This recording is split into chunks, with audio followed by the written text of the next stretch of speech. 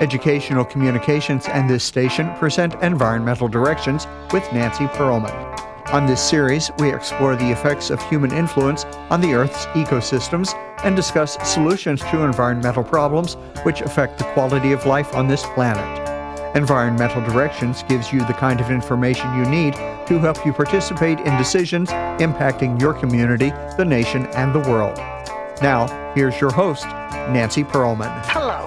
For the next half hour, we are going to be talking about providing clean water distribution, especially for disasters and relief areas and communities in need, with my guest, Jeff Szur. He is founder and chief operations officer of Altitude Water, which is a leading manufacturer and installer of several types of atmospheric water generators, from residential and light commercial machines to heavy-duty military-grade machines that produce water anytime, anywhere. It's a pleasure to have you back on Environmental Directions. Thank you so much, Nancy. It's such an honor and pleasure to talk with you. I say it all the time, to speak with such a pioneer that was involved in the environmental movement before it even became chic, so to speak. It's such an honor and pleasure, and thank you for having me. Well, thank you very much, because while we originally talked about how your water generator worked, I have been following your work. You have helped with so many projects that I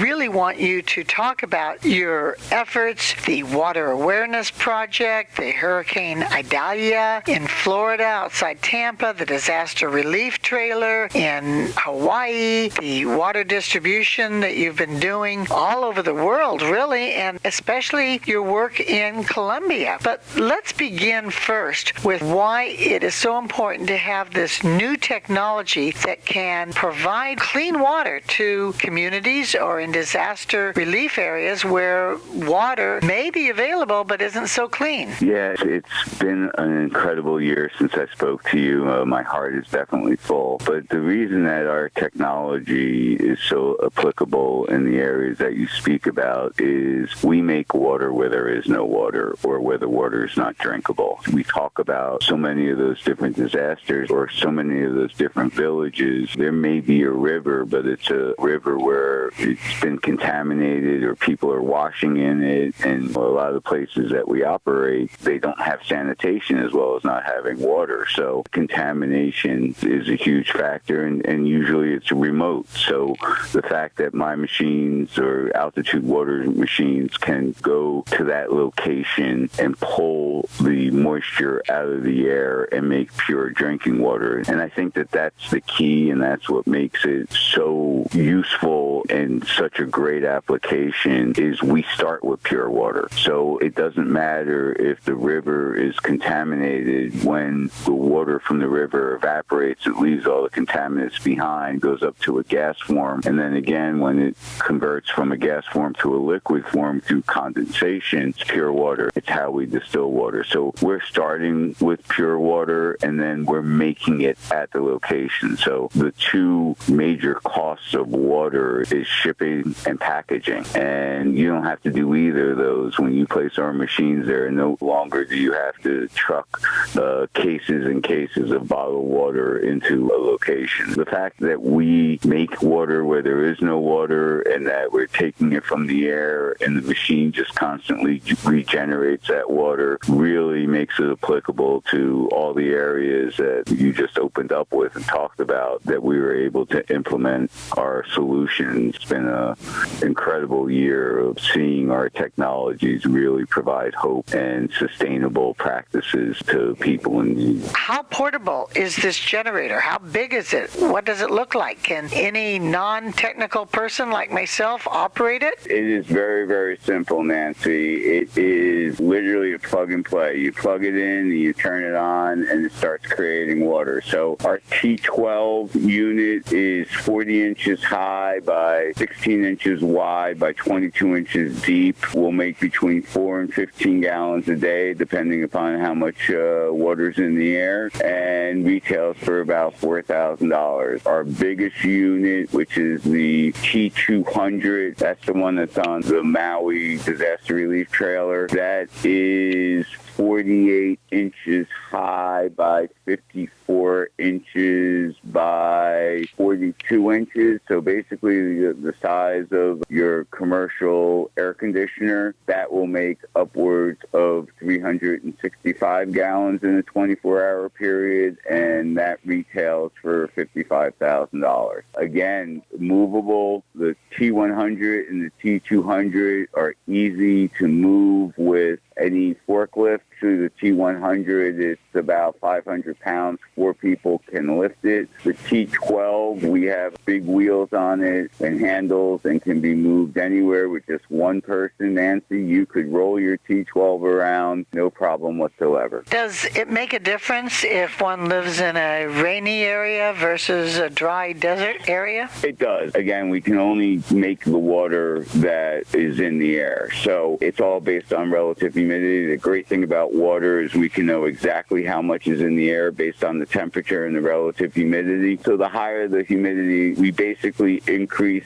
about 15 to 18% per 10% of relative humidity. You mentioned something that is so important, and that is you can provide clean water without the polluting plastic bottles, which seem to be prevalent all over the world. And as we know, they don't biodegrade. We know that the plastic is a problem in the oceans. It's a problem in landfills. But if you can make water out of what's in the air, why is this so innovative? Why haven't we seen this done decades ago? Number one, I think that we are, as a race, more reactionary than we are preparatory. I also think that when we see something, it becomes standard operating procedure, and no one likes to take a risk on a new technology. Third thing is we're a disruptive technology. We're taking on a Coke, Pepsi, Nestle that are the largest bottled water makers in the world. Those are some pretty big contracts when you're talking about disasters, when you're talking about things of that nature. Those contracts are big money. And so to come and say, hey, I have a machine that you don't need to buy that, you would think that people would say, oh, great, let's do this. But sometimes you have to follow the money. And we've been blessed to have some nonprofits that have said this makes too much sense for us not to do, and given us the opportunity to prove. The answer is always, well, we're not sure it's going to work, and people's lives are on the line. Now, just in 2024, as you mentioned, in Maui and the hurricanes in Cameroon, we now are providing pure drinking water for people in need without having them to go through the plastic. And really, since we last talked, I mean, the studies that have come out, and why they all come out within a 1-2 month period. It was like once the dam broke, all the plastic that's in our body, because these nanoplastics are now in our water cycle and in the groundwater, and also in our food, because, you know, all the fish are in the water. So all of a sudden people are starting to realize that this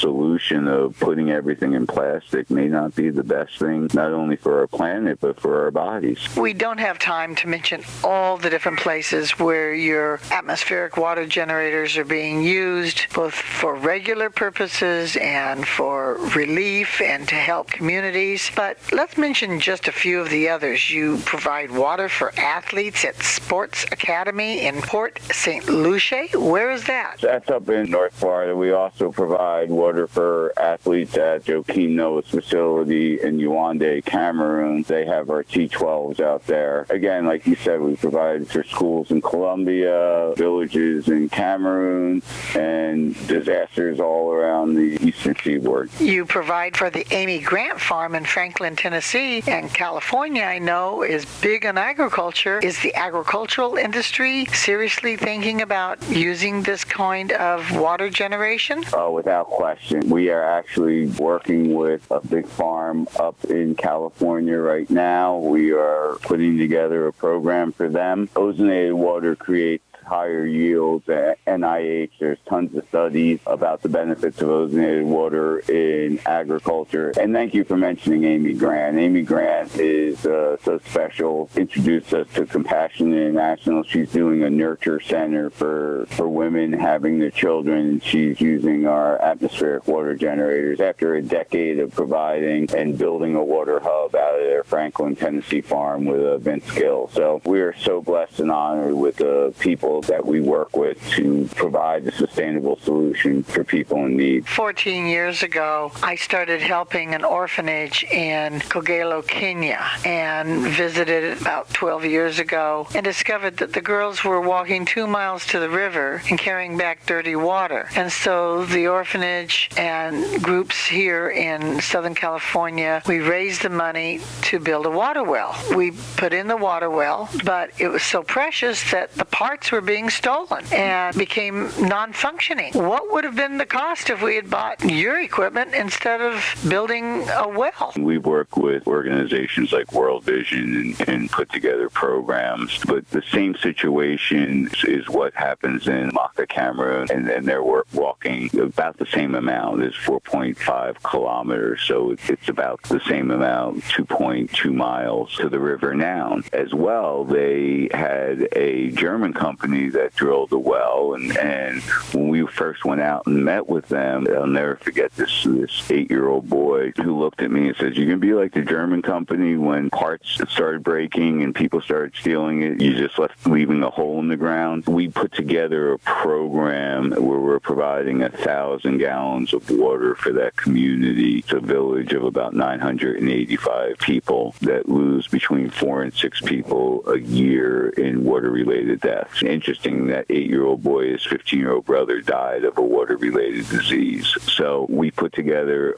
rainwater capture, our ozone purification, because when we finally did fix the well, and again, people are like, well, hold on, you're an atmospheric water generator company. We put into the program, because the water issue is such a huge issue, we need all these technologies. So we also have a new product, ozone purification product, that will kill any E. coli and all those things in the well. So we put together a whole program with a water hub, a meeting place in the center of the village with actually educational classes, because now all of a sudden the women don't have to walk that way, spend 4 hours or 5 hours a day. So they now have the 4 or 5 hours a day. You got to teach them a skill, right? If you want to enact a theory of change, you got to not just feed their bodies, you got to feed their mind, and you got to feed their spirit. We don't just try and provide water, we try and provide a package that's going to change the generational curses that have gone on there, because again, they don't have sanitation. So you drill a well, all of a sudden you do the water test on it and it's full of E. coli, because they don't have bathrooms or a way to plumb out the human waste. You really have to take more of a look of what theory of change are you going to do. And I learned that from dealing with World Vision and why they're such a great organization in fixing the problems in Africa. You mentioned 2 points. One is the young boy was right on when he said, oh, people come in, Europeans, Americans, they give us this or that, and then they leave and things don't work. It's important that if you provide help, that you consistently go back, make sure everything's working, make sure that they have the help they need. And the other point that you mentioned, which is important, is that it's not just providing one item like a water well or your system of getting water. It's helping the community in many ways, providing sanitation, even providing schools. And you have been active in other parts of the world, like you just recently came back from Colombia and the city of Cartagena, as well as the island of Tierra Bamba, where you helped your fellow nonprofit organizations in creating a school, creating the clean water through your water distribution system, did more than just service people in one area. It is. You have to understand, you're dealing with people with feelings, emotions. Here's an island that if it was outside of Miami and South Beach, the views of Cartagena are absolutely gorgeous. But it was used as a garbage dump. Took all this garbage from Cartagena, and they also took the prostitutes from Cartagena and put them on the island during the day, so they had no place to go. So now this island has all these kids because the prostitutes get pregnant and no education. And so we worked with a nonprofit that was through my church, and a wonderful lady, Lori, who 13 years ago went down there and just got in her heart to help. And so she built a school to really help these children, these underprivileged kids. They had just finished. She had gotten a donation from one of her clients to build a really big brand new school. So they had been using our smaller machines because there's no water on that island. The only thing that they rely on is boats bringing in bottled water. As part of that education, you have to supply needs that the kids have. So they've been using our atmospheric water generators there. I got so moved, I donated one of our atmospheric water generators. Now we're working on solar and rainwater capture and really providing not only, again, the water, but now education, giving the kids to be able to work in alternate energy and work in water purification and giving them skills as well. Hopefully we plan on getting some sort of bottling facility or water making facility where it can become an income for them, where they can sell. Because now, because of the views and the location, all of a sudden all these little resort things are popping up on the island. So now if we can now get them an income as well, because none of these kids pay for the school. It's all relying on donors to fund them. So I like to say, Nancy, it takes a village to feed and hydrate a village. And you are so right. The difference between charity, I'm not saying that charity is bad. There's a need, but just look at something that we all know, Flint, Michigan. Okay, when Flint, Michigan happened, Cher donated $1 million of bottled water to Flint, Michigan. Now, that's a great thing. I'm not saying that it doesn't take a personal lot, but you look at it overall, she was also having a concert right then. She got a lot of press for it. But, in a month, that $1 million of bottled water is gone. Now Flint, Michigan has another environmental crisis of what do I do with $1 million worth of plastic bottles? It's a short-term fix. Again, if you want effective charity, you get partners that you're looking to do a theory of change. How are you doing it? And knowing that you're going to come against bumps and things that you're going to learn about. We talk about sustainability, but I think one of the main points is resiliency. Are you resilient to get back up off the ground when those things hit you in the face and work together as a team to overcome it? In fact, you have emphasized how important it is to develop partnerships down in Colombia. You worked with Florida's Healing Hands of Hope charities. You've worked with many other nonprofit organizations. We're going to talk more about how people can help people when we return in a moment with my guest, Jeff Szur, who is the COO of Altitude Water.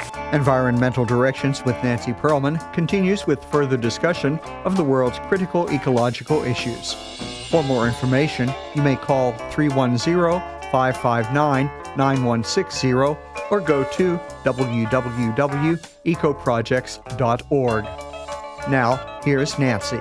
I'm speaking with Jeff Szur, who is founder and chief operations officer of Altitude Water, which is a manufacturer and installer of several types of atmospheric water generators. We've been talking about how you have installed some of those generators. What's the difference between that for residential use, that for commercial use, that you use in the United States versus in South America or Africa? We've really diversified our technology over the years. To say we're an installer just because we coordinate with solar companies in regards to using their inverters and their batteries. But our T12, which is our home and office model, is really just a plug and play. You plug it into a generator, you plug it into an outlet in your house, you plug it into an inverter for solar or a battery, you're making water. It's as simple as plugging in and turning the on-off switch. Our commercial, to explain it, like your 5-ton air conditioning unit. So like your commercial air conditioning unit, which is basically making sure it's level on a concrete slab or on a roof or something of that nature. We generally will hire, because we like to create jobs in the area, we'll generally hire a air conditioning installing company in the areas that we go. Then we also did this disaster relief trailer, which really, I sort of go back and forth, my heart being full with what we did in Africa and what we've done in Colombia. But these disaster relief trailers are what I believe are really, there's nothing like them in the world. Let's talk about that disaster relief trailer, because you're providing a way to get pure drinking water, but you also provide solar power energy, which is important in a disaster because usually the electricity is turned off. You provide cell service and internet service, and people definitely want to be able to communicate with their family and other individuals. So it's really a combined effort to have this disaster relief trailer providing these different services. Where has this been used in the United States? Our first one was in Maui, the Maui wildfires, what has now become the state-of-the-art because we had to do it so quickly. We didn't integrate the solar. We used generators for the electricity. The most recent one provides 210 gallons from the air, can purify from either a contaminated municipal source, a river or lake, 1,000 gallons of water a day. We can provide 60 kilowatts of battery storage. With the solar panels, it makes about 12 kilowatts an hour with good sunlight for about 8 hours a day. As long as it's not a cloudy day, we'll make 12 kilowatts of energy.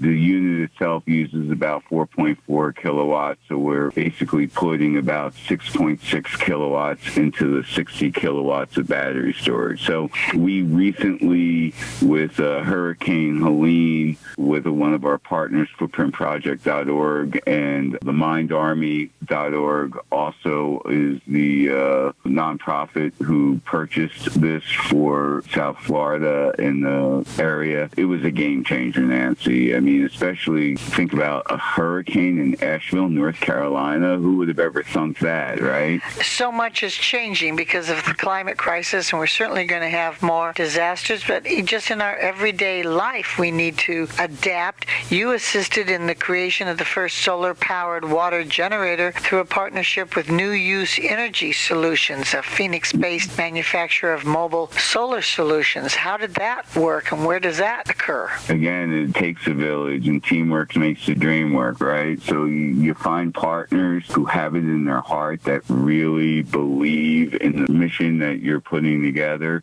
It's a labor of love, and so footprintproject.org introduced us to New Use. Their mobile battery solar generators are absolutely state-of-the-art and incredible. They built a disaster relief trailer with us. When this thing pulled up, so when we left Florida, we didn't know where it was going, but we put it in the hands of Footprint Project. They said, get it to Perry. We need water for the initial first responders before we can get volunteers in there. We dropped off 400 gallons of water, and they said it's really now necessary up in Asheville. By the time it got to Asheville, we had coordinated with Grassroots Aid Partnership, which is a nonprofit that provides food throughout the world in disasters. But the unique thing was they are stationed in Asheville.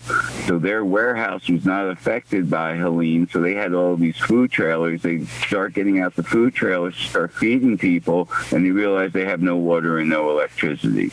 Well, Footprint had coordinated with them because they go there boots on the ground the minute that the disaster hits, and it's safe to get out and start doing triage, because that's really what disaster relief is all about. It's triage. What gets the red bracelet, which needs stuff immediately, what gets the orange bracelet, what gets the green bracelet, right? So they saw that food and water and electricity were needed, so they took our trailer and hooked it up with Grassroots Aid Partnership. Second day, we're making 600 meals a day for the people in downtown Asheville, right across from the fire station. Did you get involved with this because of your faith, or is this something because environmentalists and concerned people can do something regardless of what their faith is? It's funny. It's been an incredible journey. I just got interviewed on a TV show, and it made me think a lot. Initially, it was the business aspect. I believe water was going to be the next oil. soil. I've seen what we've done to our aquifers, and the solution to pollution is dilution, and kick the can down the road, you're going to end up stubbing your toe. So initially I got into it in the business aspect, but my faith was really growing over that time, and it's been a marriage of both of those things. As you know, in this industry, over the years that you have, the battles that you have to go through, having that faith to stand by and knowing that you're doing the right thing is what gets you through it. It's what allows you to fight those battles. I probably started out in the business, but now what keeps me going is seeing those kids give you a hug and say thank you for providing us this water. I've traveled the world and I've seen so many places in need of help. It's hard to know where to put one's energy. Do people generally approach you, or do you find out by hearing the news or in your travels and deciding where you want to start helping by providing clean water? Again, I say it all the time. It's a mantra of ours. Teamwork makes the dream work. Most of it comes to us. The Cameroon was December 31st, 2001. I got an email. 3 years later, we've turned the taps on. It's really been people that have seen what we've done, word of mouth, people like you who put me on these shows that enable me to talk about it. They start coming to us. And again, we try and pick and choose with the ones that we know we're going to have a team that's going to work together to overcome the individual obstacles that we can't be smart enough to know about beforehand, because the obstacles will come without question. We're dealing with nature. Having the right team and the right people around you is such an integral part of what we do, and we couldn't do what we do without the partners. Where can one see your actual atmospheric water generator that's in the trailer? Can they go to your website? Can Absolutely. they see how big it is, how much it is, how to get it? How do they contact you? Sure. Our website is altdwater.com. So it's altdwater.com. Again, that's altdwater.com. And we have everything from our T12 that you can put in your home and office, make yourself secure from any situation. We have new use energies, solar generators on there as well. So if you want to package a solar generator and a T12 and make sure that no matter what happens, you have electricity and water, we have survivalist packages on there. You can see the disaster relief trailer in action. Also, you can go to our YouTube channel, which has a lot of the nonprofits testifying to how our technology transformed the disaster situations, and that's on YouTube. Altitude Water. Please look us up and subscribe. Subscribing is so important because it gets our stuff out there for all the people to see, because people don't know that this technology exists. And your email? And my email is JSZUR@altdwater.com. I live in the Los Angeles area, but like everybody else, we're worried about our electrical bill, gas bill, water bill. If I bought one of these machines and put it on my ordinary home here in the city, would I be able to use it with my current home water system? Absolutely. You would plug it in and it would start generating water. It would take the moisture out of your air, which will make it feel cooler in your house. We're generally using 11 cents per kilowatt hour, which is the average cost of a kilowatt in the United States. We're generally making a gallon for anywhere between 8 and 20 cents. When I say we're making water, we're making the purest water, the most oxygenated water, because of our patent using ozone as the purification, and we're making alkaline water because we're putting minerals back into the water. So it's usually about an 8.2 pH. I am so pleased that you are continuing your good work to help and and continuing the innovative ecological technologies that are truly necessary to make a positive change in helping the earth, helping people. We'll have to get an update next year about many more of your endeavors, but I'm glad that you were able to take a moment and speak with us. Thank you so very much for being my guest. It's an honor, Nancy, and I hope that we can work together in Kenya. We have conversations that I thoroughly enjoy your heart. Again, you were there before everyone said, hey, maybe we got to start thinking about being environmentally friendly. So it's an honor to talk to someone like you and have you tell the world about our technology. So I thank you very much. Thank you. I look forward to continuing our endeavors together. I have been speaking with Jeff Szur, who is the founder and chief operations officer of Altitude Water. I'm Nancy Pearlman. Thank you very much for joining us, and do tune in again next week.